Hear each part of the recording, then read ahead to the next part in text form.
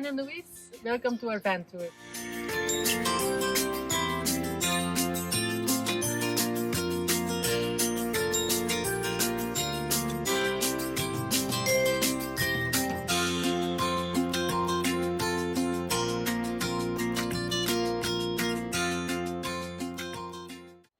This is our van. It's a 2014 model Fiat Ducato, and we chose to buy a very high model, very long model, so the L4H3. And since we wanted to buy it second-hand, we took some time to find one that fulfilled our criteria, and we wanted one that had air conditioning at least and cruise control, and this one has that. It also has back sensors, so we had a bit of extra options for us. It's a 3-liter engine and 180 horsepower. Step inside.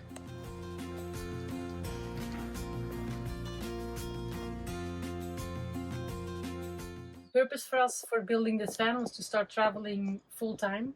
We're currently not working, we are just traveling and relaxing. And with that in mind, we had some priorities that were important for us to start the build. We wanted to have a van that felt spacious and light. We wanted a good bed, we wanted good seating area, and we wanted a bathroom that was spacious enough to have a proper shower. So we chose the layout as it is, with a sofa bed in the front and the bathroom in the back. As you can see, we don't have any cabinets on the top here. We chose to keep it like that because that keeps the cabin very open and spacious. We do have a lot of storage space in our van, but it's been organized very different here. We wanted a very light van to travel in, and when we bought this one, it was a closed metal box, didn't have any windows. So we wanted to put windows all around, and we considered the automotive bonding windows. But we saw people having problems with condensation with those, and in the end we decided on putting in Dometic camper windows. So they are acrylic double wall, have very good insulation capabilities. They come with mosquito net and the blinds built in, so that's very convenient. We put 4 windows all around, the biggest ones that could fit in the panel. We put one in the back in the bathroom, and then the one that we are very happy with for the getting light in this van is this roof window. It's a very big one, but even if all the blinds are closed and even if the lights are off, if we have this one open, there's a lot of light streaming into the van. Kept the original separation wall. It's been insulated and covered with fabric. We did do a cutout to the front to have an openness, but we had to insulate it permanently because the temperature difference between the front and the back is too big, both in winter and summer. So to be able to regulate temperature here, we need to keep this thermal curtain in place. You see that we are 2.5 people traveling in here, and that was the other factor for being able to keep our van registered as a regular freight van, is that we didn't have to put extra seats in the back that had to be homologated. We chose to build a big sofa bed. We wanted a very comfortable seating area because we knew we were going to also be traveling in seasons where you have to spend a lot of time indoors. So we didn't want to be sitting on the driver's seats all the time or on small chairs. So we built this big corner sofa. It's nearly the same size as we have at home. It's just as comfortable. And we made all the cushions ourselves. It's 10 centimeter foam that is used for cushions in campers that are used for sleeping and sitting. So it's very sturdy. The sofa pulls out to a queen size bed. We wanted a comfortable bed with space. We are mid-40s, so we don't want to be lying cramped and rolled up in our bed. So this bed is 2 meters long, and we can pull it simply out like here, and it will pull out to a queen size 160 wide bed. The bed is built of 2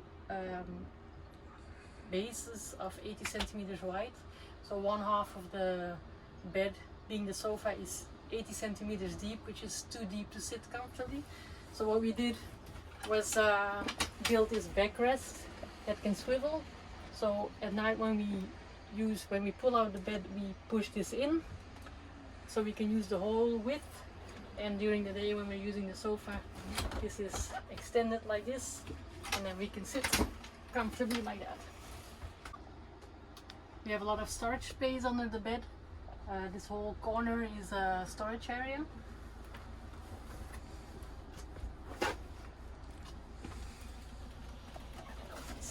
This, and we have our table, chairs, some cleaning stuff, winter clothes, etc. We all store it under there.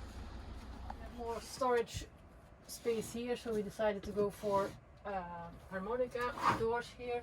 We played a bit with plexiglass and light, and this is where we keep our duvet, we keep our towels and spare duvet covers, and computer, etc. is all stored there. So there's a lot of space up there. You can see how we pull out the bed,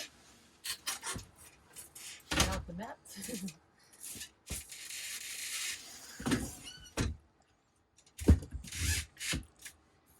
And we open it like this.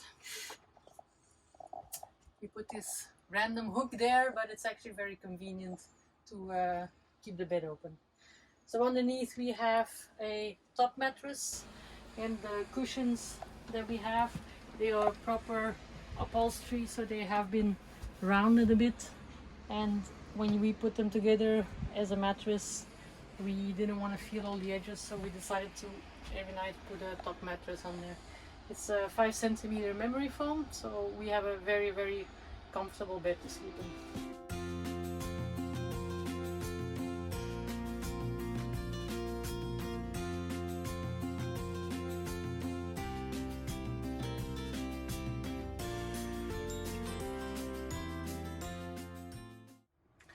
We are not using any gas LPG in this van. We decided that for two reasons. The first one was actually the combustion and the condensation that can give in your van. Secondly, we want to do a Pan-American trip, and we're traveling in many countries in Europe, and we read that many countries have different hookups for the different systems, so it would be a bit complicated, and we decided to discard it. That means that everything runs on electricity or gas oil, and it also means that we needed a powerful electrical system installed. Since that was a bit complicated for us, we decided to have that professionally done. Everything is from master vault, everything is interconnected, and we have here a 380 amp hour lithium battery.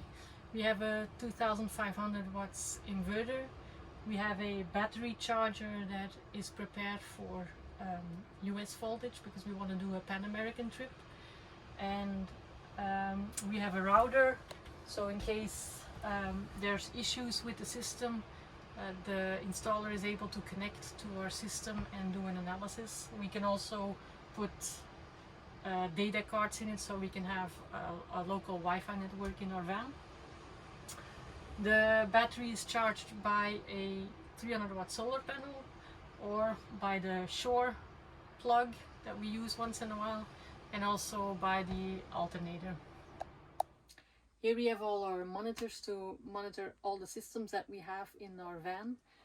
For the electricity, we only have one screen. Since everything is interconnected, we can check everything from here.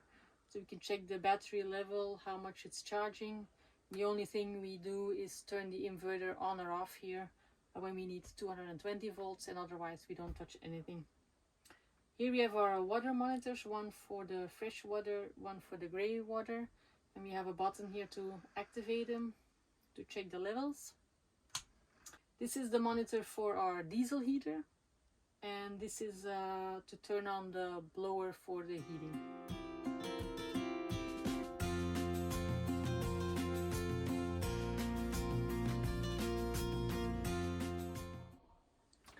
We didn't put too many plugs in our van, and we're actually not using too many either, so we have 3 220 volt plugs. We have a switch here for the light. We have a 12 volt plug and 2 USB plugs to charge our mobile phones, which we always do here. We have one more 12 volt plug at the entrance.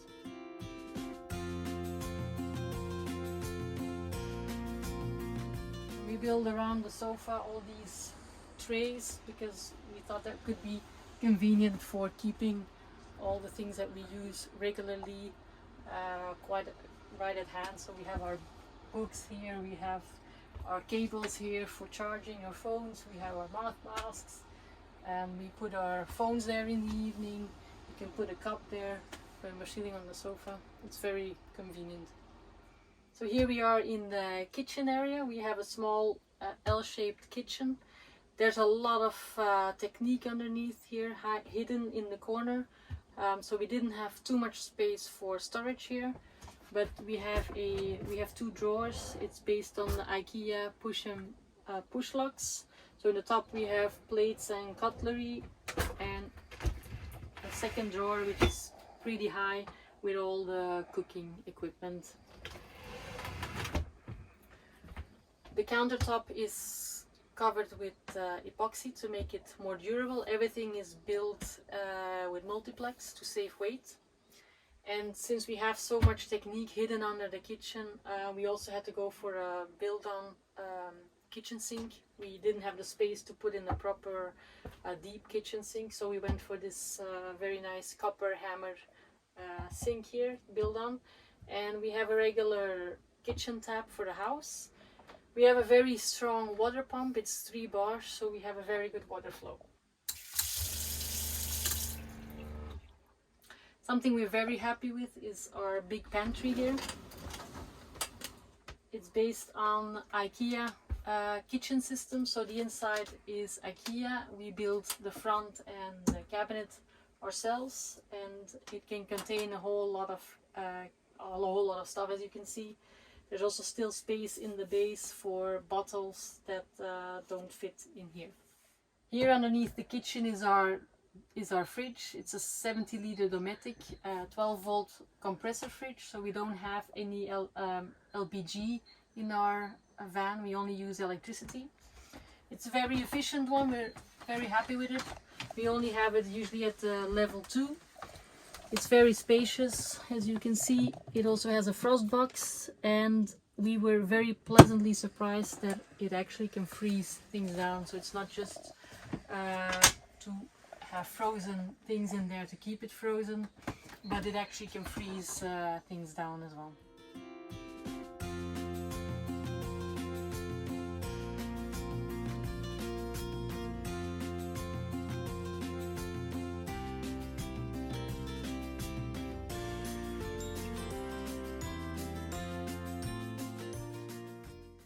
We don't have any gas or LPG in our van. We are cooking with electricity, so we have this induction cooktop. It's a regular home cooktop, and it's very efficient and useful.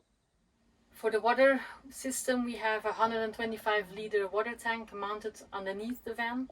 We have a 3-bar 11-liter water pump mounted together with an accumulator, and the water runs through a 4-step filtering system that filters down to 0.5 micron. So we never drink from bottled water, we always just take the water straight from the tap. The water system serves the kitchen here and the bathroom.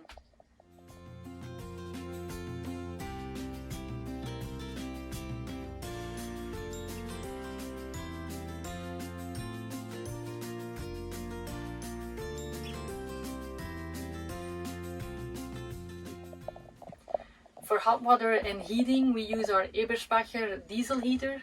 It's connected to the diesel tank, and on the coolant circuit we mounted a 10-liter boiler underneath the kitchen for hot water and the blower for the heating. The coolant circuit also continues underneath the water tanks to make them frost secure.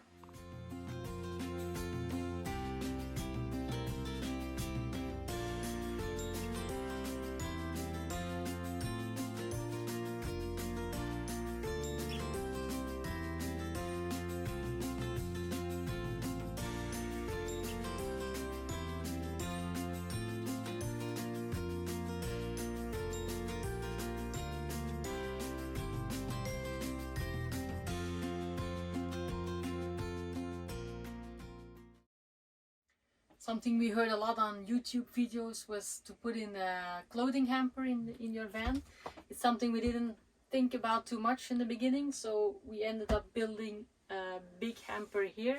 The top part is all clothing hamper, and underneath we built a trash can. And it also serves very well for the cat as a sleeping and a watching post, so she has the window here to watch out and she loves that place. Here is our dining area. We didn't want a permanent table or chair or seat because it again takes the space away, and so we have a folding chair here that we put down when we want to have dinner or breakfast. And here we have a custom built table. We just put it up. It doesn't have any legs, so we can easily still walk around. Even with the table out, there's space to walk around. We can easily get into the chair, and one person sits here to eat and one person sits there. The table is covered also with epoxy to make it more durable.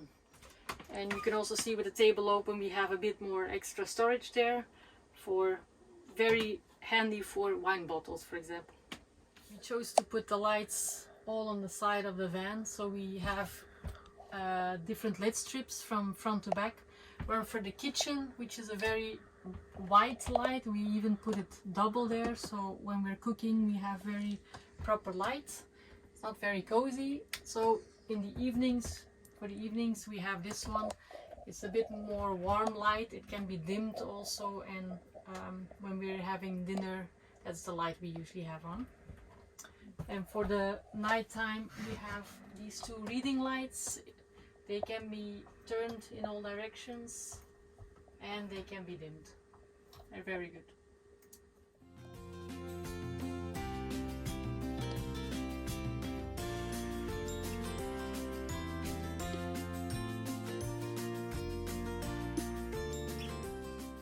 We have our bathroom, and there's a little step upwards, and that's because the whole floor is a shower basin with a wooden floor on top, so we have a very big shower.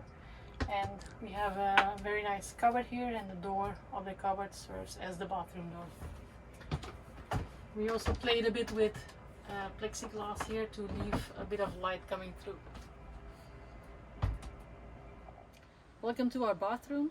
So this whole area is actually our shower. We have a lot of clothes storage here, so we each have, the cabinet is 60 centimeters deep and wide. We have these drawers, two of them each. We can get a lot of stuff in there. We have clothes hanging space and then space for our shoes. Underneath here is our composting toilet, so also built ourselves because the space was difficult for a commercial one. It's a pull-out toilet. It has exactly the same functions as the commercial toilets, and when we use it, we just pull it out and push it in again. It has a ventilator in the back also. Here is our shower area. We like a bit of color in our life, so we put this colored wall in here. I made this mural and we covered it with plexiglass to make it watertight. We have an extra sink here that we actually use on a daily basis. Very happy to have the space. We can come in the bathroom and wash ourselves, close the door. We have our shower here. It's a regular shower tap for the house. And here we have a very powerful ventilator. It's a Fiat. And we use it also as an extractor actually when we're cooking. We open the ventilator, we open the roof window or the window at the kitchen, and actually it works as an extractor when we're cooking. When we take a shower here, we still use a shower curtain not to get all the doors and the interior of the cabinet wet. We just hang the curtain around, and I already mentioned we put one window in the back just to have some light in the bathroom as well. Here we have a very little garage, as you can see. It just fits our two folding bikes, and we have a water intake right there.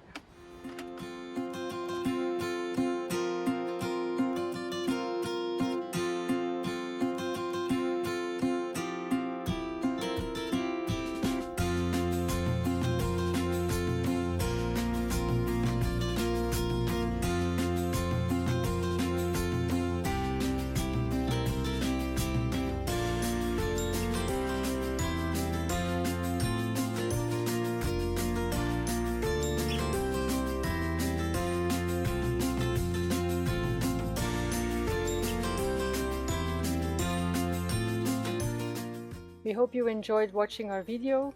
If you have any questions, do leave a comment for us. And if you're interested in following our European trip, we can be found on Instagram at Vanventuras. Bye!